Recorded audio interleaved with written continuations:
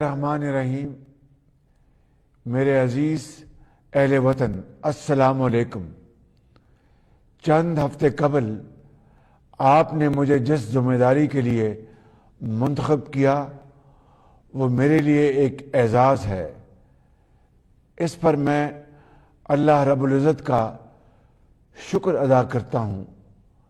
خاص طور پر اس مرحلے پر وزیراعظم پاکستان کا منصب سنبھالنا کسی کڑے امتحان سے کم نہیں، جب ملک گزشتہ پونے 4 سال کی حکومت کے تباہ کن سنگین حالات سے بچانا مقصود ہے۔ یہ ذمہ داری مجھے میری جماعت پاکستان مسلم لیگ نون اور اتحادی جماعتوں کی جانب سے سونپی گئی ہے۔ میں اپنے قائد جناب محمد نواز شریف، دیگر تمام قائدین اور جماعتوں کا تہ دل سے شکریہ ادا کرتا ہوں کہ انہوں نے مجھ پر اپنے مکمل اعتماد کا اظہار کیا۔ اتحادی جماعتوں اور ان کے قائدین کی حمایت ہماری حکومت کے لیے باعث تقویت ہے۔ پاکستان کے عوام نے مطالبہ کیا کہ اس نااہل اور کرپٹ حکومت سے ان کی فوری طور پر جان چھڑائی جائے۔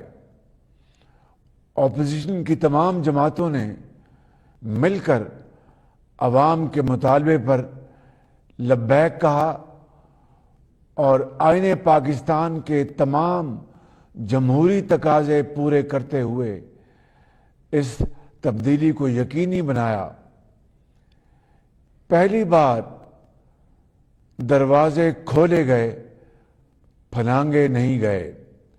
یہ عوام، پارلیمنٹ اور آئین کی فتح ہے۔ میرے عزیز اہل وطن، ہم نے حکومت سنبھالی تو ہر شعبہ تباہی کی داستان سنا رہا تھا۔ 3 دہائیوں کی عوامی خدمت کے سفر کے دوران ایسی تباہی میں نے پہلے کبھی نہیں دیکھی، جو سابق حکومت اپنے پونے 4 سال کی بدترین حکمرانی کے بعد پیچھے چھوڑ گئی۔ یہی وجہ ہے کہ ہم نے پاکستان کو بچانے کا چیلنج قبول کیا، حالانکہ یہ حقیقت ہمارے سامنے واضح تھی کہ اس تباہی سے نکلنے اور ملک کو بہتری کے راستے پر گامزن کرنے کے لیے انتھک محنت اور وقت درکار ہوگا۔ جہاں گزشتہ دور میں ہونے والی تباہی اور بھیانک کرپشن کی ان گنت داستانیں موجود ہیں، وہیں فسادی ذہن نے معاشرتی تانے بانے کو ادھیڑ کر رکھ دیا ہے۔ ہماری سیاست کے رگ و ریشے میں نفرت کا زہر بھر دیا گیا۔ مادر وطن کی فضاؤں میں انتقام، غصے اور بد تہذیبی کی آلودگی پھیلا دی گئی۔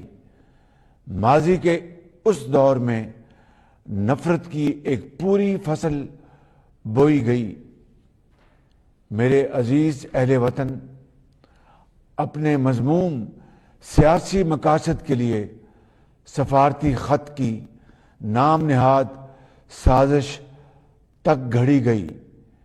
ایک خطرناک جھوٹ بولا گیا، حالانکہ نیشنل سیکورٹی کمیٹی نے ایک نہیں 2 بار پوری وضاحت کے ساتھ کہا کہ ایسی کوئی سازش نہیں ہوئی۔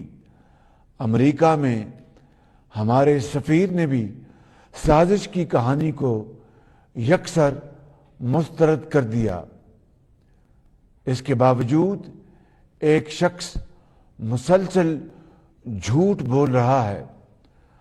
افسوسناک امر یہ ہے کہ یہ شخص اپنے منفی سیاسی ایجنڈے کی خاطر قومی مفادات اور پاکستان کے سفارتی تعلقات کو نقصان پہنچا رہا ہے۔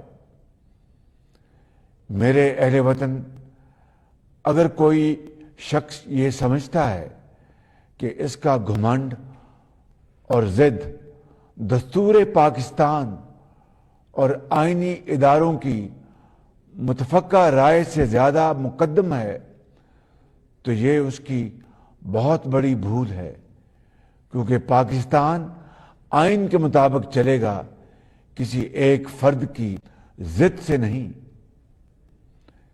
میرے بہنوں اور بھائیوں، آپ کو یاد ہوگا جب وزیر اعظم محمد نواز شریف کے دور میں پاکستان نمایاں ترقی کر رہا تھا، اس ایک شخص نے دھونس، دھمکی اور دھرنے کا ڈرامہ رچایا تھا، وہ بھی ایسے وقت میں جب پاکستان کے عظیم دوست چین کے صدر جناب شی جن پنگ سی پیک کا تاریخی معاہدہ کرنے پاکستان تشریف لا رہے تھے، لیکن اس شخص کی ہٹ دھرمی اور دھرنے سے یہ اہم ترین معاہدہ تاخیر کا شکار ہو گیا۔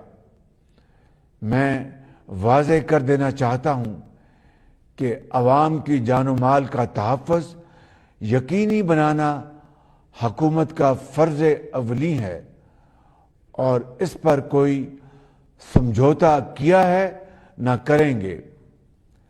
سابق حکومت جن حقائق پر جان بوجھ کر پردہ ڈال رہی ہے، وہ حقائق میں آج انہیں یاد دلانا چاہتا ہوں۔ IMF سے معاہدہ آپ نے کیا، ہم نے نہیں۔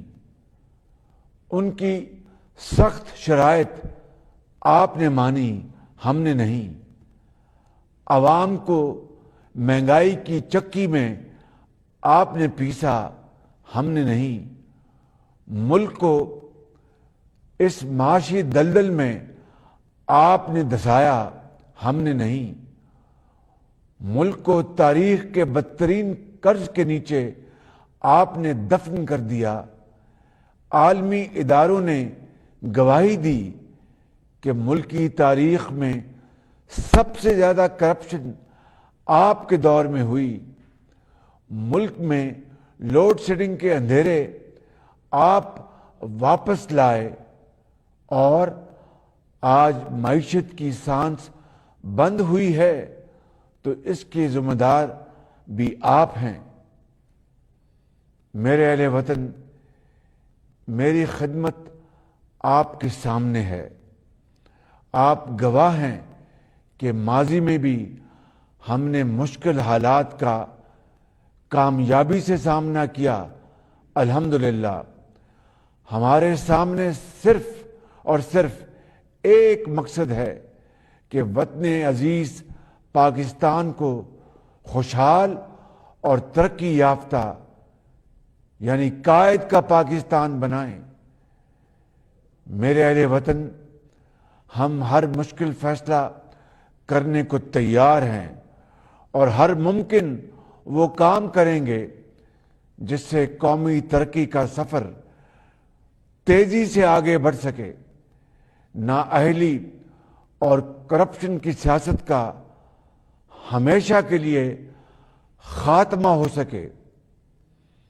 میرے بھائی اور بہنوں، ہم نے حکومت سنبھالی تو مہنگائی عروج پر تھی، کاروبار، روزگار، معاشی سرگرمیاں ختم ہو کر رہ گئی تھی۔